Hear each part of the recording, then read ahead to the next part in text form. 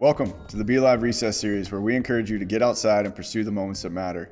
On today's episode, we're going to be discussing the pros and cons of renting or buying ski equipment when planning your next adventure. There's a lot that goes into that, so let's dive right in.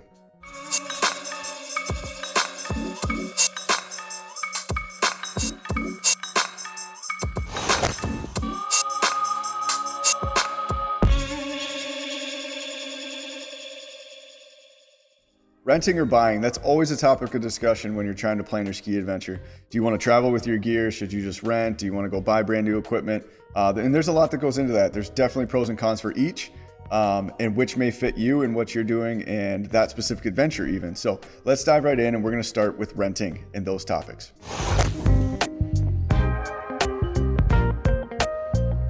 When we're talking about renting, there's several things we should consider. First is, who is it for? Typically, when you're renting, they're still testing the waters. You're not fully invested into the sport yet. So that's an excellent way to get in without having to worry about all the wear and tear, the repairs, or the tune-ups that go with your equipment and your gear. So that's definitely the first thing to consider is, who is this for? What type of skier are you? Number two is, how often do you ski? If you're renting for first-time skiers, it's definitely a really good cost-effective option.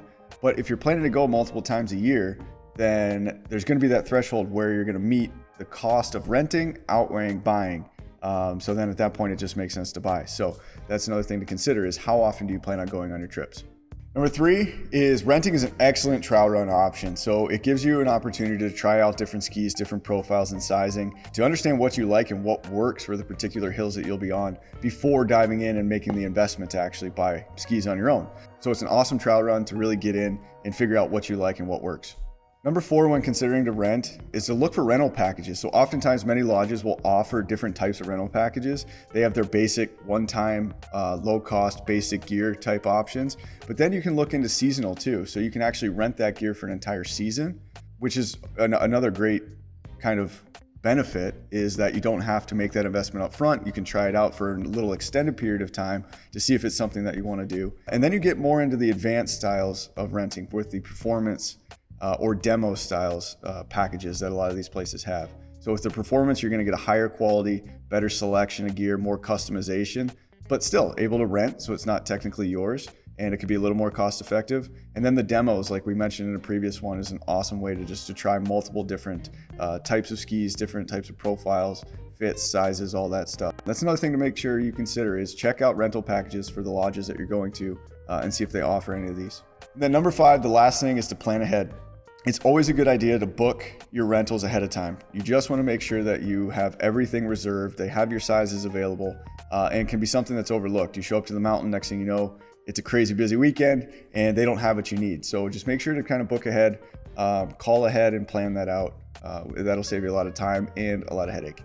And lastly, and probably one of the biggest things, is just the enjoyment factor. So if you're thinking about renting, think about, if I do this, am I going to enjoy my trip? Am I going to have a good time with camaraderie? Am I going to have a good time with the actual skiing? Are they going to perform to what I need them to perform for? And if they check all those boxes, then renting is definitely just a good option to go with. But that enjoyment factor weighs into renting. If it's going to be a nightmare and they're going to be, not the best quality skis, or they're going to be uncomfortable, then that's when you can kind of turn and start looking to buying. But if they'll get you through and you're going to be happy and enjoy what you're doing, renting is definitely that way. So those are some of the things you consider when you're trying to rent. If you're going to buy, realistically, it's just going to be the opposite of that. So it comes down to the amount of times you're going to be going. Customization, fit.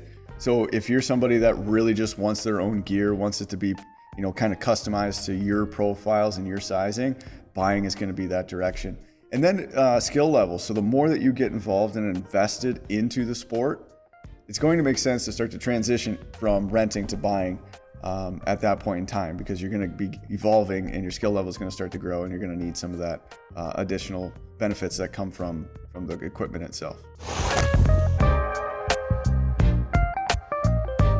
Let's transition into the buying aspect of this. So what you should consider there, it comes down to, first and foremost, the amount that you're going to be going. So like I had mentioned earlier, if you plan on going several times throughout the year, it's going to make sense from a cost perspective to start to look into buying. Part two to that is, if you're someone that just prefers having custom gear.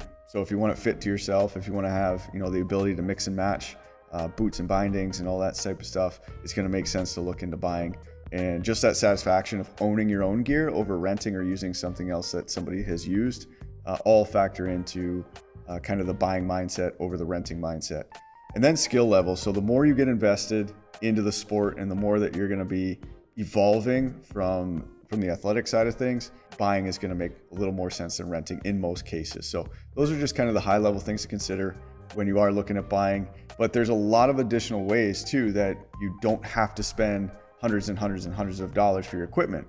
Most lodges, or a lot of lodges, will do ski swaps at the beginning of seasons where you can go and either trade old equipment that you have or buy relatively new equipment from somebody at a really, really good price. Facebook Marketplace is another excellent option. Or you can, find some used stuff online at other websites. So there's other ways that you can do it without spending a ton of money for the brand new equipment. And then the last thing when you're thinking about buying is there are some items that should be must buys. Most places or some places won't offer helmets and goggles. So make sure that you pick up helmets and goggles and you own those. Those make sense. And sharing those can be kind of gross. Like Larry just told us there.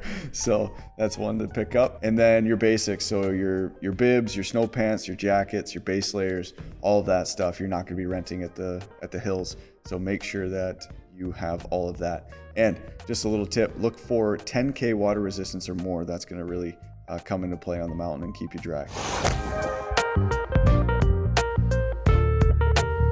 Okay, so that's a wrap. That's kind of the tip of the iceberg and some of our thoughts if you're considering renting or buying. So hopefully some of the information here was helpful, but we have a lot more information that is in our Ultimate Ski Guide for Michigan that you can download. So look for the link below, click that, download it, and check out some of our other videos as well. We'd love to hear your feedback. So if there's anything that you have or any insider tips, please comment those below. Let everybody know. We'll maybe include it in our next guide. Or some other videos going forward too. So please let us know if you guys have any other information. And yeah, check out our social media channels. Make sure you subscribe, do all that stuff. We appreciate it. And go BeAlive.